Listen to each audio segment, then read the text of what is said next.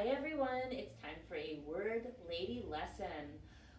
Thank you for coming today, and remember, when we do a Word Lady lesson, you need a talking partner. So if you don't have one, hit pause on your video, see if you can find a grown-up, or a brother, or a sister, or a cousin, or a pet, or a stuffed animal, so that you can do some talking. Before we get started with our new story, let's all read our learning target together. Okay, let's read our learning target together. I can listen for new words and use them when I speak with the help of sentence frames. Here are our 3 new words. Apart, say it. Apart. Shuffling. Shuffling. Shrug. Shrug. Okay, let's read our story. Remember, we are listening for the words apart, shuffling, shrug.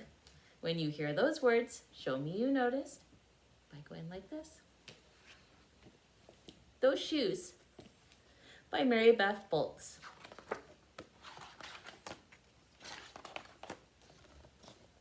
Those shoes.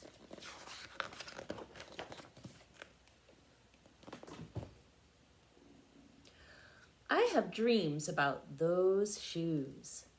Black high tops, 2 white stripes.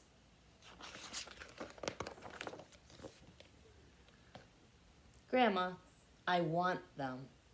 There's no room for want around here, just need, Grandma says.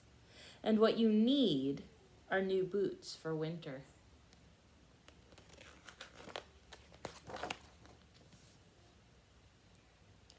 Brandon T. comes to school in those shoes.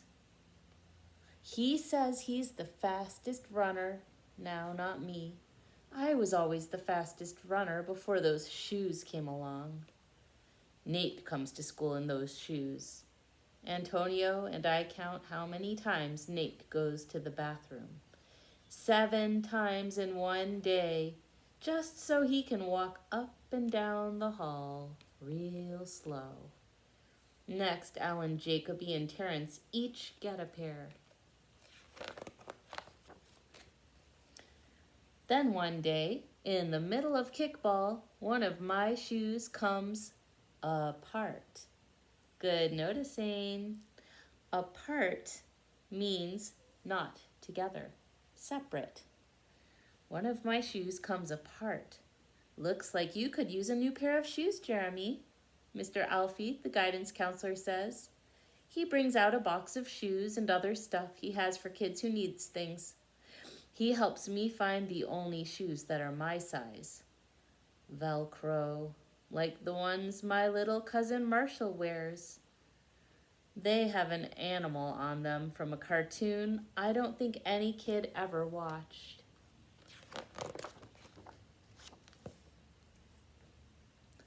When I come back to the classroom, Alan Jacoby takes one look at my Mr. Alfrey shoes and laughs, and so do Terrence, Brandon T., and everyone else. The only kid not laughing is Antonio Parker. At home, Grandma says, "How kind of Mr. Alfrey." I nod and turn my back.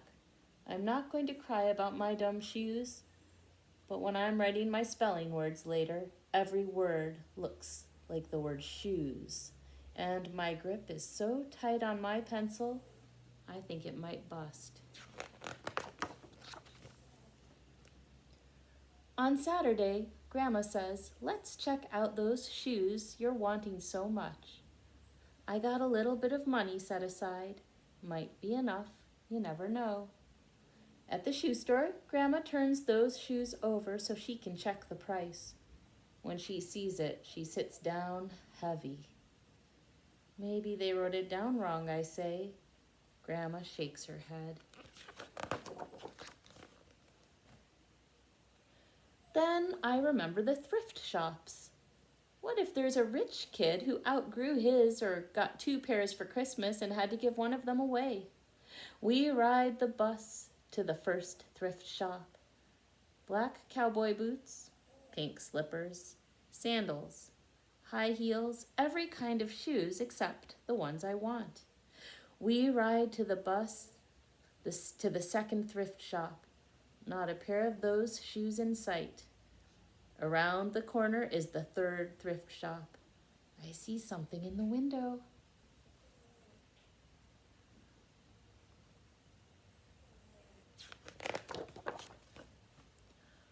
Black shoes with 2 white stripes. High tops, perfect shape, $2.50. Those shoes! My heart is pounding hard as I take off my shoes and hitch up my baggy socks. How exciting, Grandma says. What size are they? I shove my foot into the first shoe, curling my toes to get my heel in. I don't know, but I think they fit.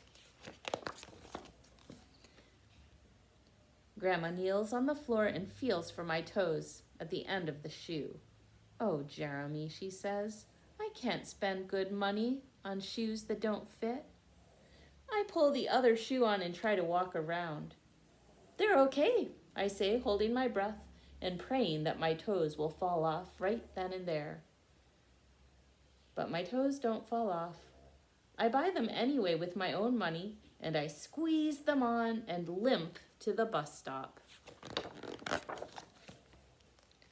At home, a few days later, Grandma puts a new pair of snow boots in my closet and doesn't say a word about my 2 big feet shuffling around in my 2 small shoes. Good noticing. Shuffling is walk by dragging your feet or not lifting your feet off the ground. Sometimes shoes stretch, I say. Grandma gives me a hug. I check every day, but those shoes don't stretch. I have to wear my Mr. Alfrey's to school instead. One day during math, I glance at Antonio's shoes. One of them is taped up and his feet look smaller than mine. After school, I head to the park to think. Antonio is there, the only kid who didn't laugh at my Mr. Alfrey shoes. We shoot baskets. A loose piece of tape on Antonio's shoe smacks the concrete every time he jumps. I think, I'm not going to do it. We leap off the swings. I'm not going to do it. We race from one end of the playground to the other. I'm not going to do it, I say. Do what? Antonio says, breathing hard. Grandma calls me for supper and invites Antonio over too. After supper, he spies my shoes. How come you don't wear them? Antonio asks. I shrug. Good noticing. Shrug means raising and lowering the shoulders quickly to say, I don't know. I shrug. My hands are sweaty. I can feel him wishing those shoes were his. That night, I am awake for a long time, thinking about Antonio. When morning comes, I try on my shoes one last time. Before I can change my mind, the shoes are in my coat. Snow is beginning to fall as I run across the street to Antonio's apartment. I put the shoes in front of his door, push the doorbell, and run.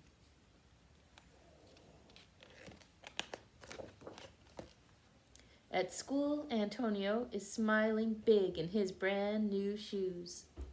I feel happy when I look at his face and mad when I look at my Mr. Alfrey shoes. But later, when it's time for recess, something happens. Everywhere there is snow. Leave your shoes in the hall and change into your boots, the teacher announces. Leave your shoes in the hall. It's then I remember what I have in my backpack. New boots. New black boots that no kid has ever worn before. Standing in line to go to recess, Antonio leans forward and says thanks. I smile and give him a nudge. Let's race.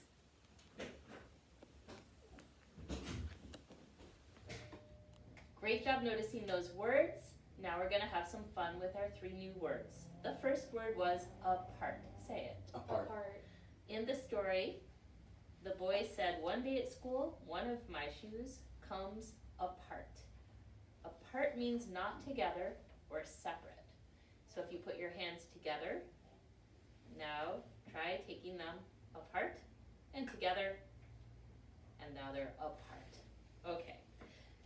Here you can see a picture. The rope used to be together. It's still a little together, but it is coming apart. Here is our sentence frame. I don't like being apart from. I don't like being apart from my friends and family. Great example. I don't like being apart from the dogs. All right, good examples. Our next word was shuffling. Say it. Shuffling.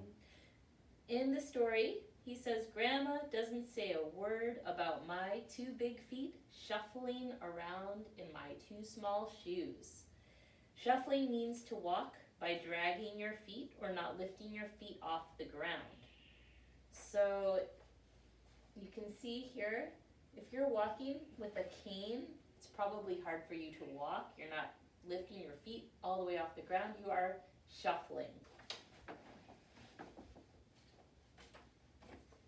Here's our sentence frame.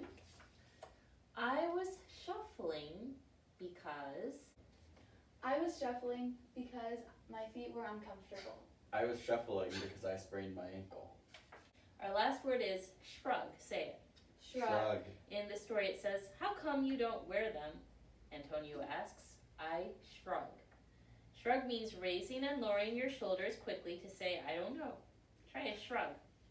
Right? Means I don't know. The man in the picture is shrugging. Here's our sentence. I shrug when. I shrug when I don't understand my math homework. I shrug when I don't know something. Great examples. All right. Who thinks they could come up and show us apart, shuffling, or shrug? All right. Shuffling. Yes.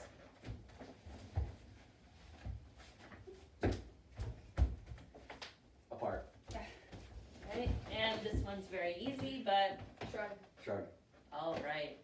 Great job with the words today. Remember, you can use these words when you're speaking and when you're writing.